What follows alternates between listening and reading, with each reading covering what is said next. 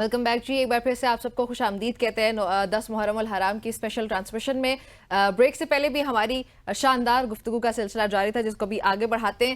علامہ صاحب آپ کی طرف آؤں گی. یہ بتائیے گا کہ جس وقت امام حسین رضی اللہ تعالیٰ عنہ مکہ سے روانہ ہوئے کربلا کی طرف تو اس وقت حج کے ایام تھے.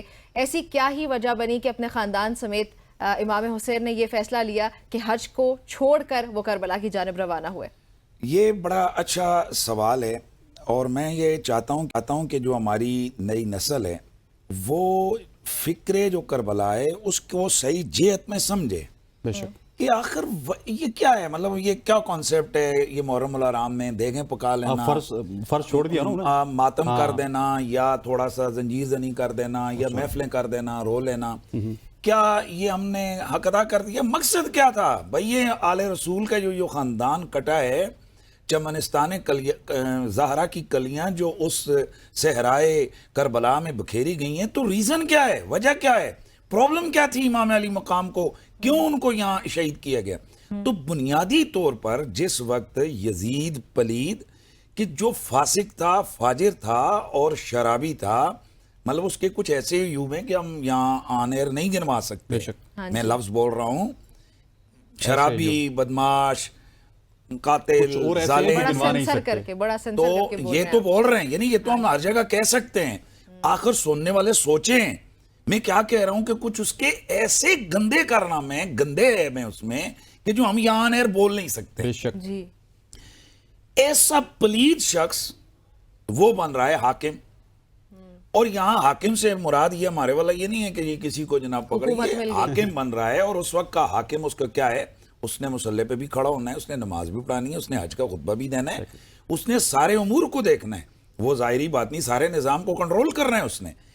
اب ایسا بد کردار، بد اخلاق، بے دین، شرابی، خبیث انسان کس پر حاکم بنایا جا رہا ہے؟ کس پر حاکم بن رہا ہے؟ وہ صحابہ، اصحاب پر، آل پیغمبر، وہ جن کی رگوں میں سیدہ زہرا پاک کا خون ہے، میرے نبی کا خون ہے، طیب طاہر خاندان ہے. دوسری طرف دیکھیں، عبد الرحمن بن ابی بکر ہیں، حضرت ابو بکر کے بیٹے ہیں. عبداللہ بن عمر ہیں، حضرت عمر فاروق کے بیٹے ہیں. عبداللہ بن زبیر ہیں، رسول اللہ کے پھوپھیزاد حضرت زبیر اشرف مبشرہ کے بیٹے ہیں. عبداللہ بن عباس ہیں، نبی کے چچا کے بیٹے ہیں. عبداللہ بن حنظلہ ہیں. جلیل القدر صحابہ اس وقت موجود ہیں، جو با کردار، جو مجاہد بھی ہیں، جو مدبر بھی ہیں، جو مفکر بھی ہیں، ساری ان میں کوالٹیاں ہیں. لیکن کس کو حاکم بنایا جا رہا ہے وہ میں نے آپ کے سامنے بتا دیا. باطل. اب ایسے شخص کو کہ جو محرمات کو، حرام چیزوں کو حلال کرنے میں کوئی دیر نہیں لگاتا، مطلب شراب کو کہتا ہے کوئی بات نہیں ہے پی لو، اس دین میں جائز نہیں ہے تو دین عیسیٰ میں تو جائز ہے. بالکل. محرمات جو رشتے ہیں ان کو پامال کر رہا ہے. اب ایسے میں ایسے شخص کو اقتدار کے اوپر لے جایا جا رہا ہے، تو یہاں پر امام علی مقام سے یہ مطالبہ کیا گیا کہ آپ بھی اس کی بیعت کریں، یعنی اس کو اپنا حاکم مانیں. اور حاکم ماننے کا کیا مطلب ہے؟ کہ ہم اس کی اطاعت کریں گے. یہاں آ کر امام علی مقام نے اپنا وہ جو عظیمت کی راہ کا جملہ تھا وہ بولا، فرمایا کہ ہم جیسے یزید جیسوں کی بیعت نہیں کر سکتے، حسین جیسے یزید جیسوں کی اطاعت نہیں کر سکتے. اب یہ وہ بنیادی وجہ ہے. پھر امام علی مقام کو مدینہ منورہ میں کاؤنٹر کرنے کی کوشش کی گئی حاکم وقت کی طرف سے، یعنی ان کو تاکہ زبردستی آپ کا نام لے جس طرح آج کل بند لگ جاتے ہیں کہ آگے نہیں جانے دیا جا رہا، قافلے کو روک لیا گیا. قافلے کو روک نہیں دیا گیا، جیسے آج راتوں رات اٹھا کر جناب سارا کچھ کروا دیا جاتا ہے. ای سی ایل میں آپ کا نام آ جاتا ہے. جی وہاں پر بھی یہ کوشش کی گئی. لیکن امام علی مقام مدینہ شریف سے اپنی آل و احوال کو لے کر ایمرجنسی میں مکہ شریف آ گئے کہ یار مکہ میں حرم ہے، امن میں ہوں گے. لیکن جب مکہ میں پہنچے تو باقاعدہ طور پر منظم انداز سے آپ کو ٹارگٹ کلنگ کرنے کی کوشش کی گئی، یا دوسری صورت میں وہاں مکہ شریف میں حج کے موقع پر دیگر کئی مسلمانوں کو اسی ضمن میں دہشت گردی کروا کے قتل کرنے کا پلان تھا. اب ایسے عالم نے الفتنۃ اشد من القتل، حج تو امام پاک نے پہلے بھی کیے ہوئے تھے، اب یہ ان کا فرضی حج تو ہو چکا تھا. اب ایسے میں کیا وہاں پر دہشت گردی ہو، حرم مکی کی حرمت پامال ہو، وہاں پر قتل و قتال ہو، ان کی اپنی جان بھی جائے، باقی جو صحابہ ہیں وہ بھی جائیں، اور وہاں جو دندناتی ہوئی یزید کی فوج ہے اور وہاں پر اپنا کردار کرے؟ نہیں. امام علی مقام نے دیکھا کہ بیسٹ اور بہتر راستہ یہ ہے کہ اس حج کے موقع کو، اس دہشت گردی کے خلاف ہم یہاں سے ایگزٹ کر جائیں، ہم نکل جائیں یہاں سے اس منزل کی طرف کہ جہاں پر آپ کو دعوت دی گئی تھی کہ آپ یہاں آئیں اور قیام کریں ایسے ظالم حکمران کے خلاف کہ جس نے شریعت کا حلیہ بگاڑا ہوا ہے اور اب وہ پوری سلطنت اسلامیہ پر حکومت کرنا چاہتے ہیں. امام عالی مقام اس نیت سے جنگ کرنے کے لیے نہیں، قیام کے لیے، وگرنہ کوئی تک نہیں بنتی. ہزاروں فوج ہے اور ان کے ساتھ چھوٹے چھوٹے بچے ہیں، بیوی ہیں، اور ساتھ جناب ان کے غلام ہیں اور چند لوگ ہیں، اور ان کو لے کر امام پاک جناب ہزاروں لوگوں سے ٹکرا گئے. یہ جو کانسیپٹ دیا جاتا ہے جی کہ امام پاک کسی جنگ کے ارادے سے، کیا کبھی ایسی جنگ کسی نے دیکھی ہے کہ 6 مہینے کے بچے کو ساتھ لے جایا جائے، 70 سال کے بوڑھے کو لے جایا جائے، اپنی شیرخوار بچیوں کو لے جایا جائے، چھوٹی جناب ماؤں کی گودوں میں بچے ہیں اور عورتوں کا زیادہ تعداد ہے، ان کو لے جایا جائے. یہ جا رہے ہیں اس منزل کی طرف کہ بھائی ممکنہ حد تک قیام کی کوشش کی جائے، اسلام کے جو اصول ہیں ان کا دفاع کیا جائے، اور عزیمت کی راہ. میرے سننے والے یقیناً عزیمت اور رخصت کو سمجھ رہے ہوں گے. مثلاً آپ نے سفر میں جا رہی ہیں، آپ نے روزہ رکھنے، آپ کو رخصت ہے کہ آپ کھا لیں، لیکن وہ ساری تکلیفیں برداشت کر کے آپ روزے کو پورا کر رہے ہیں، یہ آپ کی عزیمت ہے. عزیمت کا ثواب زیادہ ہے. وہ جو لوگ جن پر ظلم و ستم ہوئے اور بہت ساروں نے یزید کے ان معاملات کے آگے سرنڈر کر دیا، وہ رخصت پر تھے. اور امام پاک جیسے رخصتیں نہیں دکھاتے، امام پاک جیسوں نے عظیمت کا وہ امتحان ایسا پاس کیا. اور میرا یہ جملہ میں آخری کہنا چاہ رہا ہوں، آج یہ تو ساروں کو تکلیف ہو رہی ہے، یہ کئیوں کو ہو رہا ہے، یار ایک کچھ ہے نہیں ہے اور کوئی نہیں ہے، کیا کہنا ہے، کیا آپ نے ہر وقت حسین حسین ٹی وی چینل لگاؤ، حسین حسین، علماء کو سنو، حسین حسین. وہ یار اتنے 100 سال گزرے، ہر دفعہ ایک نیا رنگ سے آتے حسین حسین. کیا کہنا، اے یار خدا کا خوف کریں. یہ بھی تو دیکھیں، اتنا سوچیں، جتنا بڑا امتحان ہوتا ہے اتنی بڑی ڈگری ملتی ہے. تو کربلا کے امتحان جیسے امتحان تاریخ انسانی میں ہے تو دکھائے. اس وقت بھی حسین اکیلا، ٹھیک ہے، اور جب امتحان اتنا بڑا نہیں ہے تو پھر ڈگری بھی تو اتنی بڑی نہیں ہو سکتی. یہ وہی ڈگری ہے کہ حسین یہ تیرا ہی کام تھا کہ سب لال اپنے کیے فدا، ان ستاروں نے ڈوب کر تجھے شب غم کا چاند. حسین تھا یزید تھا حسین ہے. اچھا علامہ صاحب آپ کی طرف آتا ہوں. علامہ صاحب یہ بتائیے گا کہ تھوڑا سا منظر کشی کیجئے گا، کیونکہ آپ ڈیفرنٹ سوالوں کی طرف اس وجہ سے جا رہے ہیں کہ کچھ چیزوں پہ مفتی صاحب بھی روشنی ڈال دیتے ہیں، کہ وہ منظر کشی کیجئے کہ جب حضرت امام حسین علیہ السلام نے اپنے تمام تر رشتہ داروں کو، رفقا کو یہ کہا کہ دیے کو بجھا دیا جائے اور جو جانا چاہتا ہے چلے جائیے، تو اس وقت کیا کیفیت تھی، لوگوں نے کس طرح انکار کیا، یہ ذرا منظر نامہ پیش کیجئے گا. آپ کا سوال بڑا اہم ہے. جو آپ نے سوال مفتی صاحب سے پوچھا تھا وہ بھی بڑا اہم تھا اور انہوں نے بڑا خوبصورت جواب دیا ہے. میں آپ کے موجودہ سوال اور سابقہ سوال دونوں کو سامنے رکھتے ہوئے چند پوائنٹس آپ کی خدمت میں عرض کرتا ہوں تاکہ آپ کے جو ناظرین ہیں ان تک وہ روح کربلا جو احادیث میں موجود ہے اور کردار حسینی میں موجود ہے وہ روح کربلا پہنچ سکے. دیکھیے، حسین ابن علی اور یزید ابن معاویہ 2 کردار ہیں. یہ 2 کردار کون سے ہیں؟ حابیل اور قابیل والے کردار ہیں. ایک طرف حق ہے اور مطلق حق ہے، اور دوسری طرف باطل ہے اور مطلق باطل ہے. آج اگر حسین ابن علی سے بیعت مانگی جا رہی ہے تو گویا یہ بیعت حضرت حابیل کی قابیل کے ہاتھوں بیعت ہے، اور ابراہیم کی فرعون کے ہاتھوں بیعت ہے، موسیٰ کی نمرود کے ہاتھوں بیعت ہے، موسیٰ کی فرعون کے ہاتھوں اور حضرت ابراہیم کی نمرود کے ہاتھوں. یعنی کہنے کا مطلب یہ ہے کہ یہ حق اور باطل کا معرکہ ہے. ایک طرف انبیاء کا سلسلہ ہے اور دوسری طرف انبیاء کی دشمن قوتوں یعنی ابلیسی قوتوں کا سلسلہ ہے. لہٰذا جب امام حسین علیہ السلام مدینہ سے مکہ جاتے ہیں تو اس منصوبہ بندی کے تحت جاتے ہیں جو اللہ نے ان کے لیے بنایا ہوا ہے. امام حسین علیہ السلام اچانک نیند سے اٹھ کر تو نہیں گئے. امام حسین کو تو پہلے سے معلوم تھا کہ کربلا کا میدان سجنا ہے. امام حسین کو پہلے سے معلوم تھا کہ امام حسین نے شہید ہونا ہے. امام حسین نے اگر اپنے قافلے میں، ابھی جیسے آپ نے سوال کیا، بچوں کو لیا، کیوں لیا؟ جوانوں کو، مدینہ کے عام جوانوں کو کیوں نہیں اٹھایا؟ فوج کیوں نہیں بنائی؟ ایک بڑا لشکر بنا کر کیوں نہیں چلے؟ امام حسین علیہ السلام کو معلوم تھا کہ آپ نے کربلا کی سرزمین میں شہید ہونا ہے. اس شہادت کے لیے جو حسین ابن علی کی معیت اور ان کے سائے میں نصیب ہو، اس کے لیے اسی قابلیت کے افراد کی ضرورت تھی. لہذا امام حسین علیہ السلام نے انتخاب کیا ہے کہ اس سفر میں صرف وہی حسین ابن علی کے ساتھ چلے جس کے شعور کی سطح وہ ہو جو حسین ابن علی کی سطح ہے، یعنی اس سے جڑی ہوئی کیفیت ہو، اس سے جڑا ہوا انسان ہو.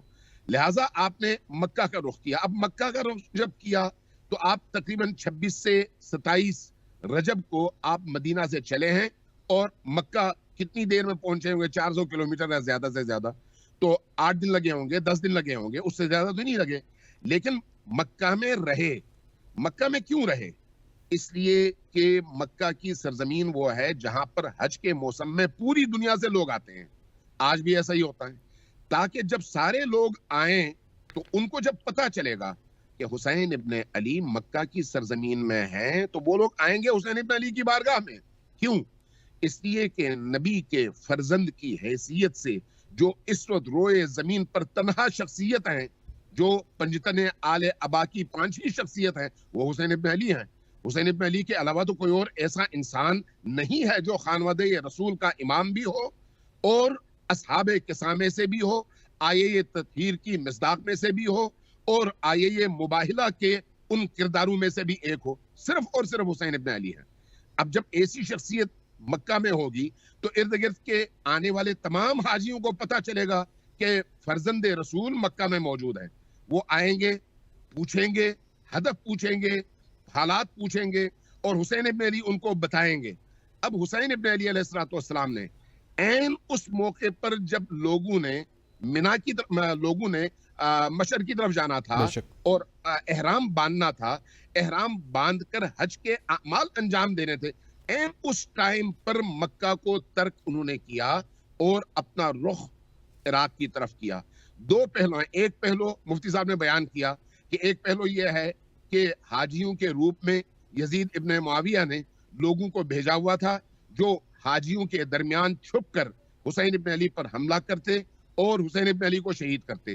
لہٰذا اس ناگہانی شہادت سے امام حسین علیہ السلام نے خود کو بچانا بھی تھا. لیکن اس کے ساتھ دوسرا پہلو بھی ہے. وہ پہلو کیا ہے؟ وہ پہلو یہ ہے کہ تمام انسانوں کو جو حج کے لیے مکہ میں جمع ہے، یہ معلوم ہو کہ وہ حج جو باطل کے سائے میں کیا جائے حج نہیں ہے.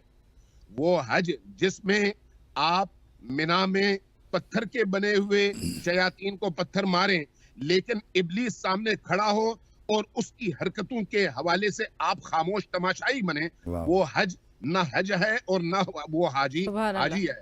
لہٰذا امام حسین علیہ السلام نے امت کے ان تمام حاجیوں کی ضمیروں کو جھنجھوڑا ہے اور دنیا کو ایک میسج دیا ہے کہ فرزند رسول نے حج چھوڑ کر جس راہ کا انتخاب کیا ہے، وہ راہ ہے اسلام کو بچانے کی راہ، اسلام کو تباہی اور ظلمتوں سے بچانے کا واحد راستہ.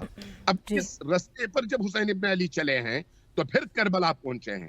اب اگر آپ امام حسین کے انتخاب کردہ افراد کو دیکھیں تو آپ کو یہ محسوس ہوگا کہ یہ وہ لوگ تھے جو واقعی مصطفیٰ، مرتضیٰ اور مجتبیٰ تھے، چنے ہوئے لوگ. اور وہ جو چنے ہوئے لوگ تھے وہ تھے جن کو امام حسین علیہ السلام نے چراغ بجھا کر جب کہا کہ میں اپنی بیعت تم سے اٹھاتا ہوں، تم لوگ چلے جاؤ، آزاد ہو. کیونکہ یزید ابن معاویہ کو صرف مجھ سے کام ہے، تم لوگوں سے نہیں. اس کی بیعت کا مطلوب میں ہوں، تم نہیں. جب ایسا ہے تو پھر اس کو سروکار بھی مجھ سے ہے، تمہاری جانیں اس کو نہیں چاہیے. لیکن اس کے باوجود امام حسین علیہ السلام کی طرف سے اذن کے باوجود اور یہ فرمانے کے باوجود کہ قیامت کے دن تم پر کوئی گناہ نہیں ہوگا، تم میری اجازت سے جا رہے ہوگے اور اللہ کی بارگاہ میں تمہاری پکڑ کوئی نہیں ہوگی، میں اپنی بیعت تم سے اٹھا رہا ہوں. اس کے باوجود وہ لوگ امام حسین علیہ السلام کے قدموں سے چمٹے رہے. حتیٰ بعض اصحاب رسول نے یہ کہا کہ مولا ابن رسول اللہ، اگر ہمیں اللہ 1000 دفعہ جان دے اور ہم اپنی گردنیں کٹا کر آپ کی بارگاہ میں فدا ہوں اور ہمارے لاشوں کو جلا کر خاکستر کیا جائے، دوبارہ زندہ کیا جائے، دوبارہ مارا جائے، دوبارہ جلا دیا جائے، 1000 مرتبہ بھی اگر ایسا ہو، تب بھی ہم آپ کو چھوڑ کر نہیں جائیں گے، اس لیے کہ آپ حق ہیں اور حق کے رستے کو چھوڑنا یہ ضلالت بھی ہے, گمراہی بھی ہے اور جہنم کا رستہ بھی ہے. تو امام حسین علیہ السلام نے اس لیے جن احباب, اصحاب اور ساتھیوں کا انتخاب کیا, چاہے وہ شش ماہہ علی اصغر ہوں, چاہے وہ 12 سے 13 سال کے شہزادہ قاسم ہوں, چاہے وہ جون جیسے غلام ہوں, چاہے وہ حبیب ابن مظاہر جیسے پیر مرد اور بوڑھے ہوں, چاہے وہ باقی اصحاب امام حسین کے وہ کردار ہوں, یہ وہ لوگ ہیں جن کا انتخاب حسین ابن علی علیہ السلام نے کیا, اور جن کی روحیں حسینی روح سے جڑی ہوئی اعلیٰ, افضل اور عرفہ روحیں تھیں. اس لیے آج جب ہم سلام کرتے ہیں تو حسین ابن علی کے ساتھ ساتھ ان ہستیوں کو بھی سلام کرتے ہیں, اور اللہ نے ان کے ناموں کو بھی امام حسین کے نام کے ساتھ جوڑ دیا ہے, اور ان کی قبروں کو بھی امام حسین علیہ السلام کی قبر کے ساتھ جوڑ دیا ہے. آج اگر نجات کا رستہ ہے تو وہ وہی رستہ ہے جس پر اصحاب امام حسین چلے, اور امام حسین علیہ السلام کی تأسی میں بتا دیا کہ امت کا کوئی بھی طبقہ, مرد ہو, زن ہو, جوان ہو, بچہ ہو, بوڑھا ہو, وہ یہ نہیں کہہ سکتا کہ میں تو بوڑھا ہوں اس لیے مستثنا ہوں, مجھے معاف کر دیں, میں تو بچہ ہوں اس لیے مجھے معاف کر دیں, میری ذمہ داری نہیں ہے. بلکہ معاشرے کے تمام طبقات کے نمائندوں کو جمع کر کے حسین ابن علی علیہ السلام نے حجت ادا کر دی کہ جب ظلم ہو معاشرے پر اور ظالم حکمران آئیں, اسلام کی روح کو وہ تباہ کریں, تو ایسی صورت میں بچے پر بھی ذمہ داری ہے, عورت پر بھی ذمہ داری ہے, مرد پر بھی ذمہ داری ہے, کوئی اپنے آپ کو مستثنا نہیں کر سکتا. سب کی ذمہ داری ہے کہ دین کے دفاع کے لیے میدان میں کھڑے. بالکل ایسی. اچھا علامہ حنیف صاحب آپ کی طرف آتے ہیں. علی اکبر ہوں یا علی اصغر ہوں, ان کی شہادتوں کے جو واقعات ہیں ان پر پلیز روشنی ڈالیے گا ہمارے ناظرین کے لیے, ہمارے لیے. ہم چاہتے ہیں کہ وہ واقعات بھی ہم ضرور سنیں.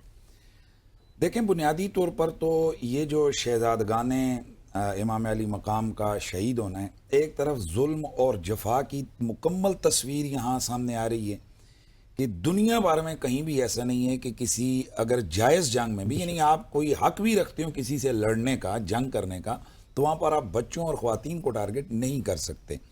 یہاں حضرت سیدنا امام علی اصغر, جو کہ ویسے ان کا نام عبداللہ ہے لیکن مشہور شہرت ان کی اصغر کہتے تھے, پھر یہ عام زبانوں پر علی اصغر ہو گیا.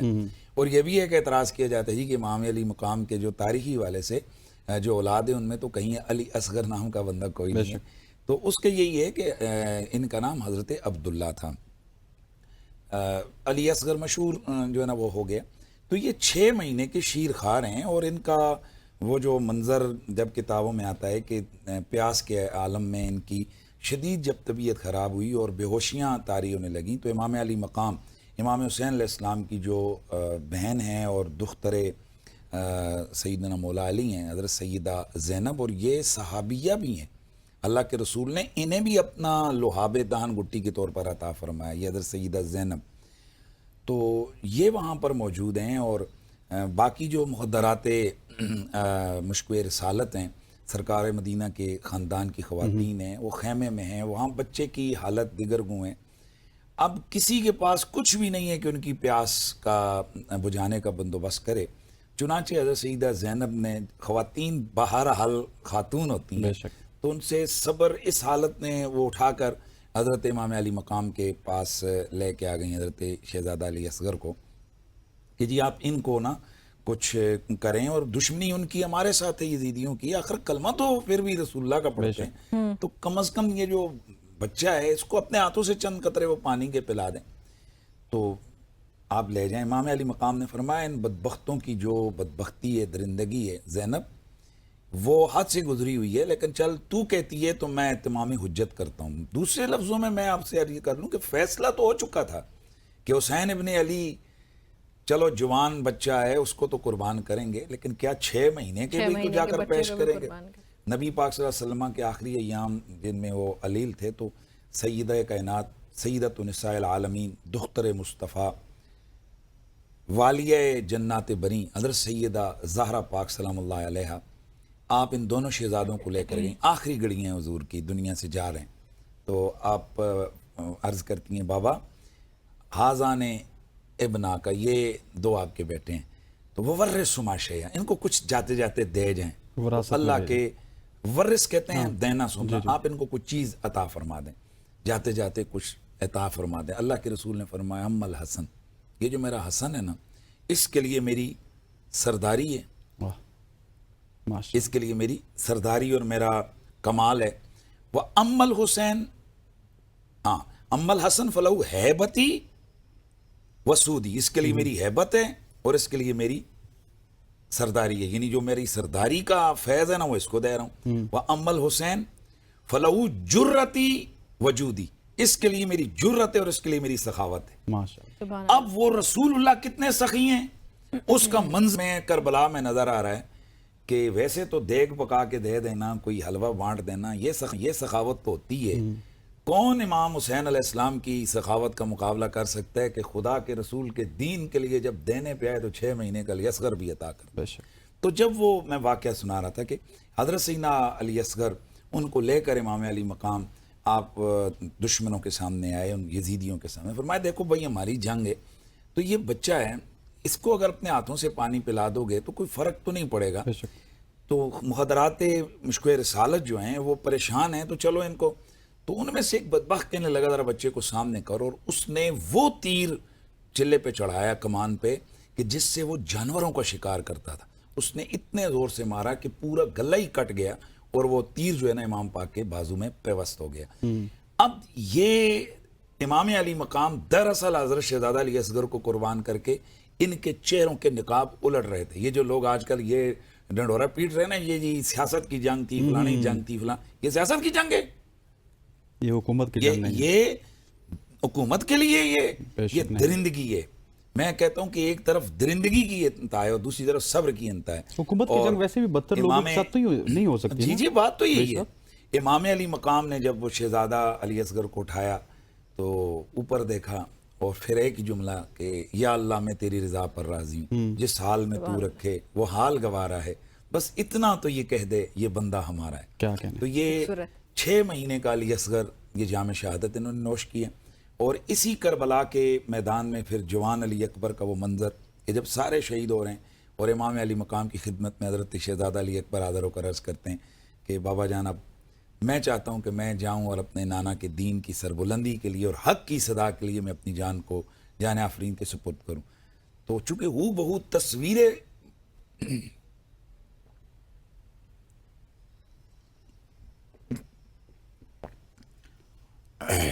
جی حضرت، وہ بہت تصویر مصطفیٰ تھے حضرت امام علی اکبر. پانی پی لیجیے. امام علی مقام نے ٹھیک امام علی مقام نے فرمایا کہ علی اکبر میں کیسے گوارا کروں گا کہ میرے نانے کی تصویر میری آنکھوں کے سامنے سبحان اللہ. گھوڑے سے گرے اور یہاں گرد میں پامال ہو. بہرحال اپنے ہاتھوں سے اپنے شہزادے کو تیار کر کے سر پہ امامہ باندھ کے گھوڑے پہ بٹھا کے چشم فلک نے یہ منظر دیکھا ہوگا. ایک وہ منظر تھا کہ جب اسماعیل علیہ السلام کو بیٹا والد ذبح کر رہے ہیں اور حکم الہی ہے لیکن پھر بھی آنکھوں کے آگے پٹی باندھی جا رہی ہے. اور یہ بھی منظر وہ دیکھا نا، وہ جو ابھی آپ نے آغاز میں جو نا وہ علامہ اقبال کا شعر پڑھا تھا نا کہ جو ہے نا وہ آغاز ابتدا اس کی اسماعیل. تو یہ ابتدا وہاں ہوئی تھی اور انتہا یہاں پر ہے. اور وہ منظر کیا ہے کہ بھئی ان کو روانہ کر رہے ہیں اور اپنے سامنے روانہ کر رہے ہیں. اور جب امام علی مقام نے کئی بدبختوں کو، بڑے بڑے ان کے سالاروں کو جناب چشم زدن میں ان کا سر کاٹ کے نیچے پھینکا، ظاہر ہے پھر ایک جوان ہے اور اتنے دنوں کے بھوکے پیاسے، پھر آپ ان کے حملے میں آپ گھوڑے سے گرے اور امام علی مقام ان کی لاش کو، ان کے جسد اطہر کو جو کہ سر برید ہے، چونکہ وہ ظالم ساتھی جو گرتا تھا اس کا سر جو ہے نا وہ کاٹ کر نیزے پہ بلند کرتے تھے، تو اس لاش کو اٹھا کر وہ خیموں میں لے کر آئے. یہ وہ ایک خونی منظر ہے. لوگ کہتے ہیں یار آپ رو پڑتے ہو، یار اگر کسی دشمن کے لیے بھی اس طرح کے معاملات ہو نا تو بندہ کہتے ہیں یار یہ ظلم ہے. اور ظلم پہ ہر عقل مند اور ہر جسے کہتے ہیں نا حیا والا بندہ وہ اس کو افسوس ہوتا ہے. اور جہاں ظلم ہو ان کے ساتھ جو رسول اللہ کا خاندان ہے، جو رسول کا خاندان ہے، جو ہمارے नबी का जिनका हम कलमा पढ़ते हैं, जिनके साथ हमारा ईमान वबस्ता है, नमाज में जिन पर हम दरूद पढ़ते हैं, अल्लाहुम्मा सल्ली अला मुहम्मद व अला आले मोहम्मद, और उनके साथ जुल्म, और इतना जुल्म, और उस पर बंदा और भी कुछ नहीं कर सकता, आंसू भी न उसके न बहें, और ये इख्तियार में नहीं होता है, और न ये ड्रामाबाजी होती है।